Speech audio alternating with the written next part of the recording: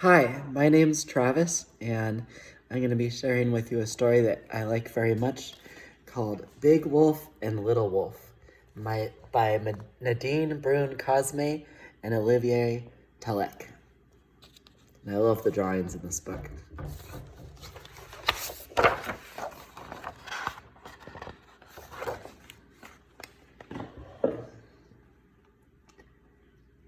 Big Wolf lived alone under his tree at the top of the hill. It had always been that way. Then one day Little Wolf arrived. He came from so far away that at first he looked no bigger than a dot. You can see Little Wolf right there.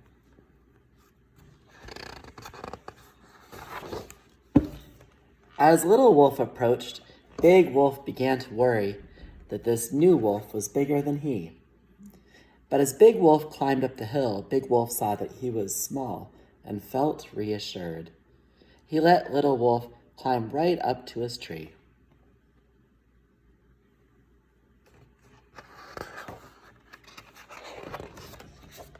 Little Wolf stayed under the big tree at the top of the hill for the whole day.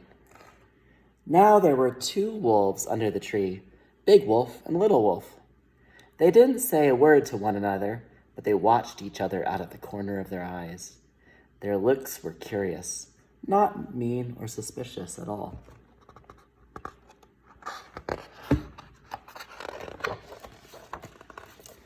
Night came, and Little Wolf stayed. Big Wolf thought that Little Wolf went a bit too far. After all, it had always been his tree. When Big Wolf went to bed, Little Wolf went to bed too. When Big Wolf saw that Little Wolf was shivering at the tip of his nose, he pushed a teeny tiny corner of his leaf blanket closer to him. That is certainly enough for such a little wolf, he thought.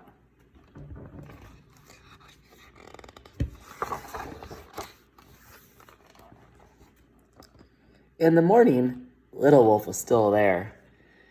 As he did every morning, Big Wolf climbed up the tree to do his exercises, and then Little Wolf climbed up too.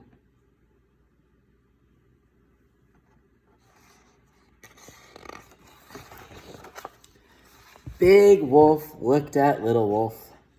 Suddenly he was worried that Little Wolf might climb better than he. But Little Wolf had to make two attempts. The first time he fell on his bottom and cried, "Ouch!" Then he started to climb again. This little wolf is brave, thought Big Wolf, and he let Little Wolf climb up as high as he to do his exercises with him.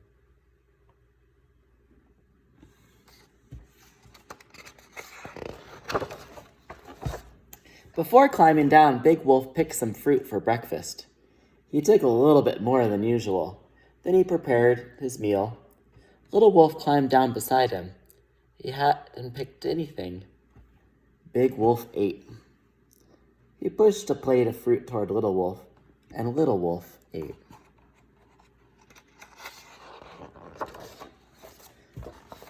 After eating, Big Wolf went for a walk. Once he had reached the bottom of the hill, he turned around. Little Wolf was still there, but under the tree. Big Wolf smiled. Little Wolf really was small. Big Wolf crossed the field of wheat at the bottom of the hill. Then he turned around again. Little Wolf was still there under the tree. Big Wolf smiled. Little Wolf looked even smaller. He reached the edge of the forest and turned around one last time. Little Wolf was still there under the tree, but he was now so small that only a wolf as big as Big Wolf could possibly see that such a little wolf was there. Big Wolf smiled one last time and entered the forest to continue on to his walk. That evening, when Big Wolf came out of the forest, he saw nothing at all under his tree. "I must be too far away," he said to himself, smiling. After crossing the big wheat field, he reached the foot of the hill and still saw nothing under his tree. "How strange," he said to himself. "After all, Little Wolf isn't that little."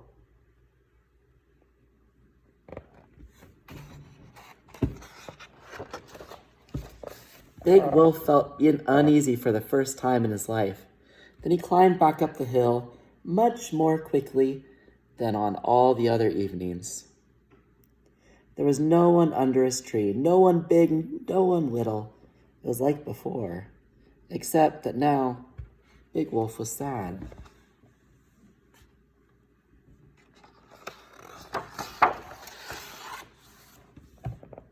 That evening, for the first time, Big Wolf didn't eat. That night, for the first time, Big Wolf didn't sleep. He waited. For the first time, he said to himself that a little one, indeed a very little one, had taken up a space in his heart. A lot of space.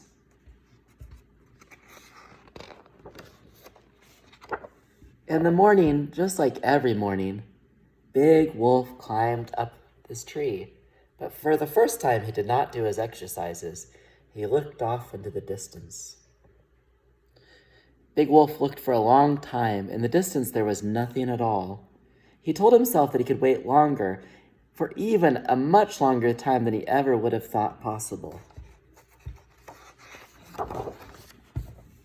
Then as he waited, he began to think all sorts of strange things. He thought that if Little Wolf returned, that he would leave him a larger corner of his leaf blanket, even a much larger one. And he promised himself that he would give Little Wolf as much to eat as he wanted.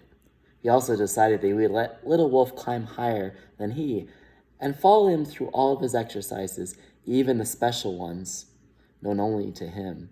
He thought all about all of that and many other things as he continued to wait.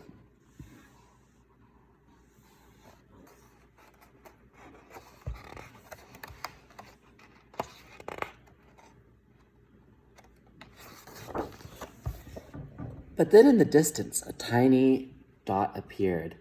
But the dot was so small that only someone who had waited as long as Big Wolf had waited could think that the dot was someone approaching him from far, far away. For the first time in his life, Big Wolf's heart beat with joy. In the distance, the little dot grew. Let's see that if that little dot is the little wolf, said Big Wolf, and he told himself, even if he's much bigger than me, so what?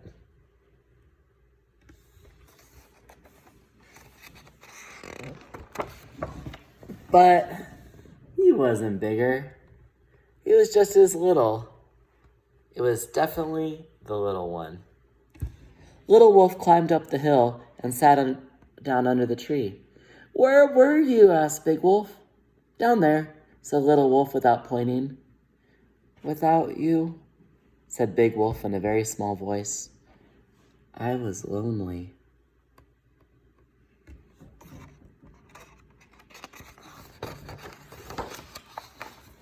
Little Wolf took a step closer to Big Wolf. Me too, he said. I was lonely too. He rested his head gently on Big Wolf's shoulder. Big Wolf felt good. And so it was decided from then on, Little Wolf would stay.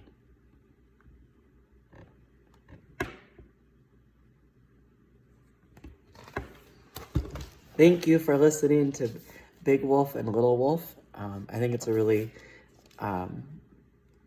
deep story about love and kindness and friendship.